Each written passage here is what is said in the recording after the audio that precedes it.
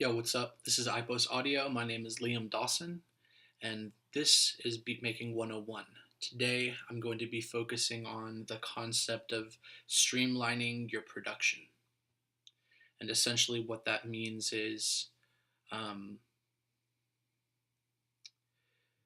that basically means trimming away all of the flabby, bad habits that you can develop while you're creating music, getting rid of all the bullshit and focusing in on your strengths, and specific weaknesses that need to be um, sort of tended to, I guess, so that you can create better content on a more consistent basis.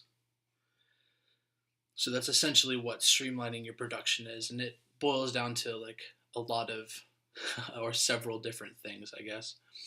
Um, One of the concepts that you should keep in mind is less is more, and that means um, don't fall into the trap of library overload. The sort of term that I've coined, library overload. Actually, probably other people have said it before, but um, a lot of new producers, they'll pirate and stuff like that, and um, just get a whole bunch of stuff. Like, I can understand if you're like dying to have one specific thing and you know that that thing will take you on to the next level, and you want to pay for it but you can't, so you fucking get it. I can understand that. But when you just like dump your library full of different shit, like tons of different VSTs, tons and tons of different drum samples that you'll never use, you just become, you're like lost in all the fucking bullshit, basically. Um, so yeah, but also don't buy things that you don't need. Like, don't buy drum kits that you'll never use. Maybe you think, oh, well, that's cool, and then you get the kit and you realize there's like 70% of the shit is just not usable. It's not that awesome, and the stuff that you do think is usable is not like that great anyways. It's really hard to find fucking drum samples and stuff like that is like perfect and fits your style perfectly. But just like keep that in mind. Try not to. It may be tempting to get something, like experiment in some new different direction, but a lot of the drum samples out, like drum kits that you buy on the internet out there, are not cracking at all. Um, so it's really hard to find good shit. But just keep your eyes peeled for it. Like, maybe it'll be like somebody else has a certain kit and is like, this is what I use, and you can try to get it yourself. Or like, maybe you hear the fucking maybe they'll have some sample like audio clips of like what the drum samples sound like in context. Like, if it doesn't blow you away, then don't get it. If it blows you away and you're like, wow, this is like fitting my style and is exactly what I want to do, like the direction that I'm going, then fucking get that shit, and see if it works for you. Um, so yeah, narrow down your focus to a handful of VSTs um, and samples. Like, keep your library pretty trim. For example, me, I just use Massive. Like, if you look over here, I've got my Massive patches, um, and I'm building this library up. I've cleaned out everything and started from scratch, because a lot of my old sample library was more of me like learning stuff. Now I'm starting to create sounds that I actually fucking dig, and really want to use. So I've got my Massive library of original sounds. I've got my sample library, which is really like, you know, really small. Um, I've got two different 808 kits. I've got this one and this one over here. This one's got some tape, um, like tape distortion or compression on it. I've got some dub. I've got some electronic hip hop. This Illmind Blap kit, which is like kind of um, old school hip hop drums. I've got some hip hop drums here. tube hits. Um, I've made some pretty like cool trap hybrids with these tube hits. None of them are 808s. Maybe like one or two of them is an 808, but it's got this fat tube compression on it. And sometimes instead of using an 808 snare, I'll use like a snare or a kick or whatever from this kit right here. So yeah, and then I've got and this is free, by the way. These tube hits are free. You can go to Samplephonics, look for the 513 tube drum hits. I guess that's what it is, and that should pop up, and it's a fucking freebie, and it's got like loads of fucking samples, like hella kicks, like hella everything. Pretty good steel, I would say. Um, and then I've got some Dre kits. So it's like geared toward dubstep, trap, hip hop, that kind of general vicinity. That's where I'm working. So that's what my drum folders reflect, basically. I used to have lots of excess stuff, like lots of EDM stuff, like X for drum samples, like Dead Mouse samples, um, lots of like happy hardcore, regular old hardcore dance music, like hardcore techno or whatever, loads of just unusable stuff that wasn't necessary and was just taking up space. And now when I open up my drum folder, it's like, oh, I'm just going to jump in here, you use this, jump in here, you use this. And it's I've become really like comfortable here, but I'm definitely on the lookout for something new. Maybe pull one of these old folders out and add something new. I try to like cycle through. So yeah, and then I've got my projects here, all of the projects that I've started in this last phase. I'm just keeping it really simple. I have, it's like kind of like a mess. I've got a bunch of flash drives and shit that have like weird folder, like you got to go inside of a folder. So I decided to like push that, like forget about all that. Like I can go into those and, you know, comb through and pick out ones that I'm going to put into here. But I'm just starting fresh and everything goes into here. All of the projects go through, they have a similar name. I'm just using a number system and everything goes in here. And this is just going to be a huge phase. I'm going to try to fill it up with as many as possible. Essentially fill it up from now, which is May 23rd, until the end of the year. So maybe I'll have like 100 projects in here. And out of those 100 projects, I'm going to have specific ones that get marked. And those ones that get marked actually are going to become tracks. This one, I think, is going to become one of the main tracks for my instrumental project called Badwater Instrumentals. Yeah. So that's my, like, pretty much how, like, I have everything's here. You know, I just got to jump into Ableton and it's all there, essentially. So jump into here.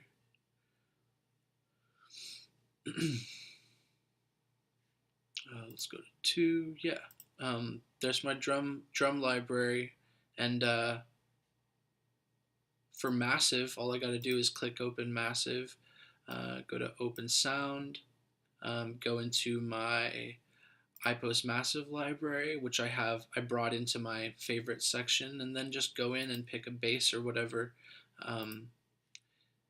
Yeah, so this is kind of a new system for me. I've kind of like, you know, revamped everything on like how I'm working. So yeah, that's what I'm up to. Don't need to save that. So yeah, narrow down your focus to a handful. Just one synth, one reverb, one compression, one EQ, one distortion, and a select number of drum sounds that you will use more than once because they sound good to you, and because if you use them more than once, that'll add a lot of consistency to your overall style and sound. Now, none of this is like you have to do it. This is just kind of my way of thinking right now. And lots of things can change. It's very situational, So there's lots of different ways of, I guess, streamlining your production. So yeah, I've got Massive. That's my one synth. I fucking do everything. All my synth stuff, all my basses, leads, pads, everything is in Massive. Um, my reverb, I guess I should have left this Ableton open. My original reverb was just the inbox Ableton Live reverb, which can be found up here in the audio effects. It was this reverb right here. And I learned it pretty well. Like, this is the sound that's going in. You can cut the lows from it before it goes into the diffusion network, or you can cut out the highs, or both, and pick a frequency range. This is the pre-delay, so essentially before the first echo or reflection kicks in, this is the amount of time before that happens. So if you want it to be really the reflection to be really close to when the sound hits, you want it to be a shorter amount of time, shorter amount of milliseconds. This changes the shape of the room, your stereo width, your overall size, your quality. Just went through and fucking learned how to use it. Oh, what's up with that? But now, yeah, that's fine.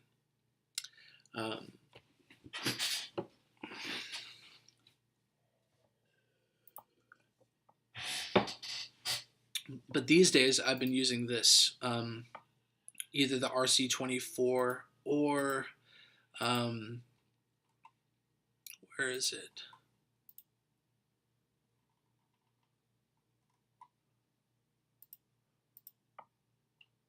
Yeah, or the RC48.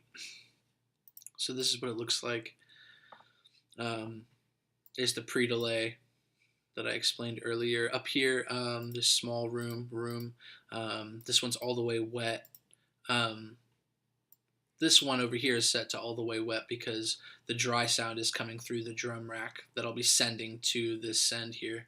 But if it's on the actual channel of the drum sound, then you probably want something that's mixed, so you can have more dry or more wet, based on what you want, how you want the reverb of the whatever sound you're reverbing to fit into the track, depth, intensity. Then here's a little kind of like EQ with a crossover knob. You can cut out the lows, cut out the highs, or whatever, and it kind of gives you, shows you what's up with how the reflections are going to happen. I haven't learned this one. I'm still not that good with it. So I've been learning it. I also use the onboard Massive reverb. I use this reverb most of the time. It's super simple. And I like that. It's got a great lush sound. I wish I could take it out and use it on other things. I'd use it a lot. So essentially, I've got a couple of reverbs, but I've been trying to learn them really well. It's not like I have 100 reverbs and I only use the presets, go through to a reverb and pick a preset for it. I actually go in and mess with the mess with all the knobs and shit, all the parameters. So yeah. Then I've got my compression. I started out using the good old compression, Ableton compression, and this is an old version of Ableton, so it's like an old compressor. I like it the way it works, but I also use, which I just got recently and learned very quickly. Where is it? It's in the users. The Supercharger GT, which is a monster. It's an absolute sonic monster. Really awesome. I also used to use the Rough Rider as well. So I've just got a handful of different little bits and pieces, and I learned how to use them in specific contexts. And actually, like, not, I think presets, like preset patches or on any kind of VST, they're absolutely the cornerstone of mediocrity. If you're going to have some kind of VST, get in there and learn it inside and out and actually learn how to use it, because it's a tool and it's a toy, and like the more you learn how to use it, like the more fun things will get. um, at least that's what I think. Um, so yeah, and then I've got a couple of distortions. This Rough Rider, not Rough Rider, this Supercharged GT actually can be distortion. Like if you turn the saturation up to hot and then just like jack it up, and turn this up to bright and jack it up, and then fucking compress the shit out of whatever you're, like a synth or something with some reverb on it, and then you compress it with a supercharger, it gets all gritty and harsh, and then you probably have to EQ afterwards or whatever. But yeah, um, so lately it's been a lot of like just a lot of massive. I've been using a lot of 808s and then a lot of the supercharger. That's been like my bread and butter lately. But for distortion, man, a really good distortion, is it in here? It should be. It's not the driver. It's probably in local. Camel Crusher. Here we go. Camel Crusher. Really simple. Distortion. Great distortion. Digital distortion. It's fucking gnarly. Usually I put the distortion on and then probably put a band pass filter on whatever I'm distorting, because once you get into the really high levels of distortion, it becomes almost like nigh unlistenable. So I try to like soften up that grungy punk rock synthesizer sound. Um, so yeah, have your little, your toolkit, organize it and learn how to use all the stuff in it. Um, I'm gonna kind of like segue into some analogies, some video game analogies, specifically StarCraft analogies. So in the game of StarCraft, and this is all sort of like can metaphorically be, it's like it can be extrapolated and put into music. So in StarCraft, you're like an alien race, and you build your base on a map. You build your base, and then when you build your base, you can build units, and then you build up an army, and you go send it out and attack the other bases that are other players online. One of the buildings that the Terrans, basically the humans, can build is a supply depot. And the supply depot it's basically what allows you to build more troops. If you only have 5 supply depots, you can only build so many troops. So you want to build more supply depots, and that's essentially what they're for. But what you can also do is, because you have a cap, eventually you can only have 200 units worth out on the battlefield. But you can still build more supply depots, and you can build those extra supply depots on like choke points so people can't get through. But then you can drop the supply depot down into the ground and move units across. So you can take it out of its context and use it for other things. Use it as like a gate for your base or something like that, or maybe like block off an enemy entrance somewhere and lay mines down. You can use it outside of its main context, and I feel like that translates over for like massive, especially with massive. I can just use it. It's mainly an EDM synthesizer, and that is like, I can't escape that, and a lot of my stuff comes out sounding like EDM, but I push it in the direction of like, I try to push it further than that, try to get something a little bit more natural out of it, or so that goes with anything. Like, you can push a resource outside of its conventional use. And that ties in with the less is more. Just take what you have and push it to its fullest limit, rather than just kind of using it a little bit and having a lot of them and kind of using all of them a little bit. Have one and max out on it. It's like having having a huge fucking um, like warehouse filled with guns, but you don't know how to use all the guns, versus one guy who knows how to use 3 guns and he's a fucking assassin killer. Who's gonna win? The guy with the warehouse of guns that you can't even hold all at once? No, it's the guy with the 3, you know? so so that's one thing. Another StarCraft analogy is the engineering bay. So the engineering bay allows you to upgrade your units and make them more powerful in battle. A lot of newbies, what they'll do is they'll build an engineering bay, upgrade, and then go out and battle and forget about the engineering bay.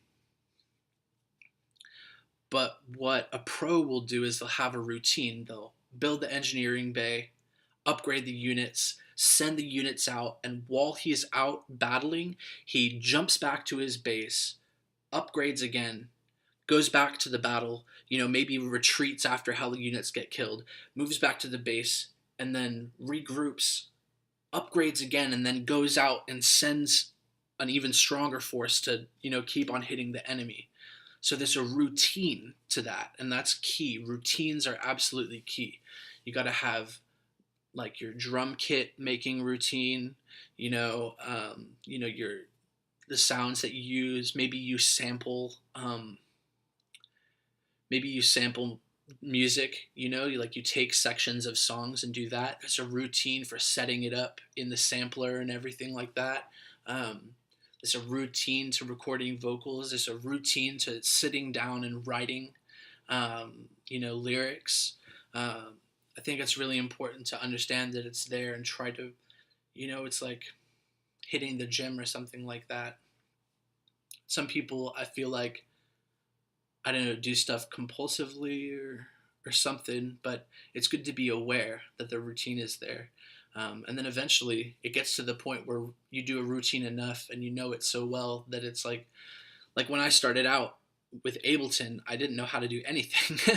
So I had no routines available. Like I had to learn everything, and a routine would take fucking 30 minutes that now it takes me like 2 minutes, so yeah, routines are very key.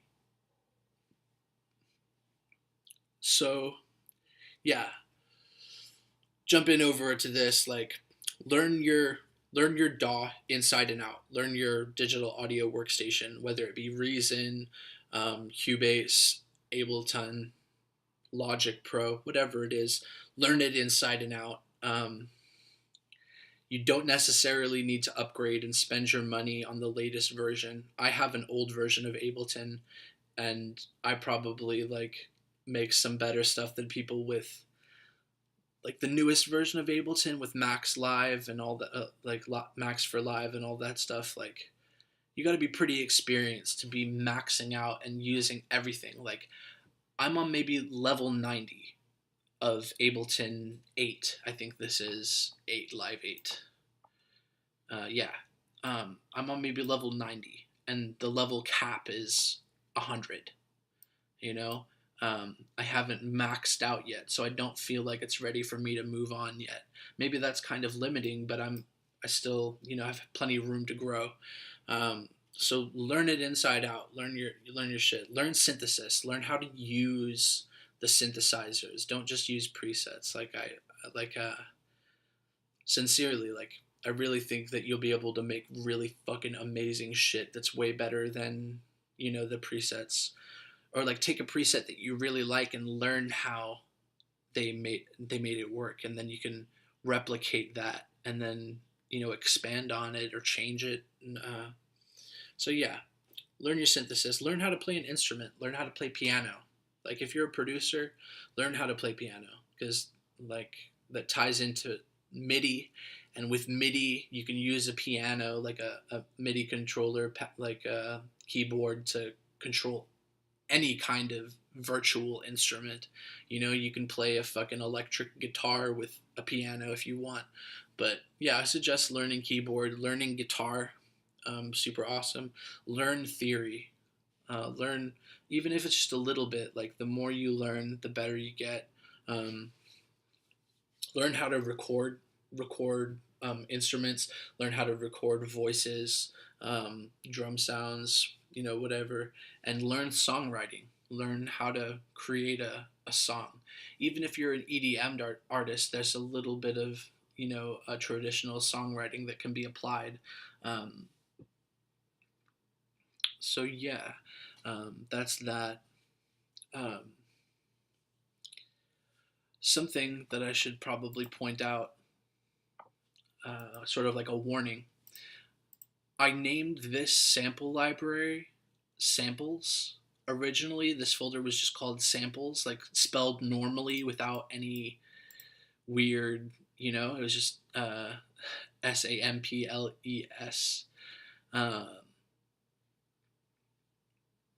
And then I dragged a folder from the internet of drums and dropped it in, and it said, "Do you want to replace?" And I wasn't thinking, and I was like, "Oh yeah, sure, yeah." And then I had tons and tons of drums, and it ripped them. It didn't even put them in the trash. They were gone. Fucking gone. So I learned my lesson and made sure to spell my sample library kind of unique, so that wouldn't happen again. I doubt that anybody has a folder that looks like that. um, Another cool thing, um,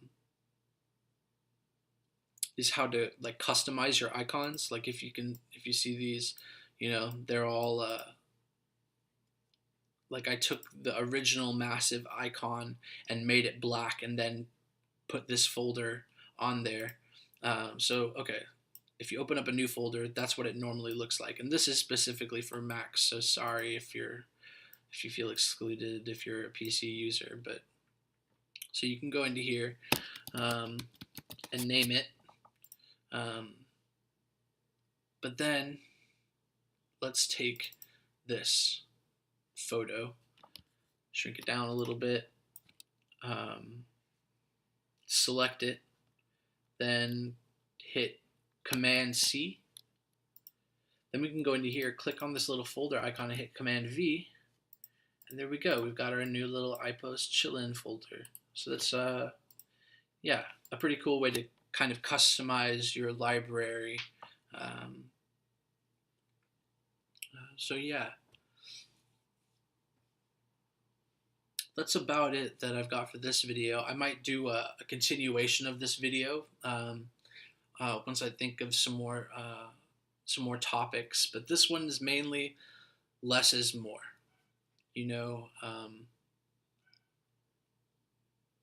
Have your toolkit, learn it. And you don't need all that excess stuff. You don't need to spend lots of money on lots of new gear. You just need a couple of like really fucking good things that are really gonna fucking work for you.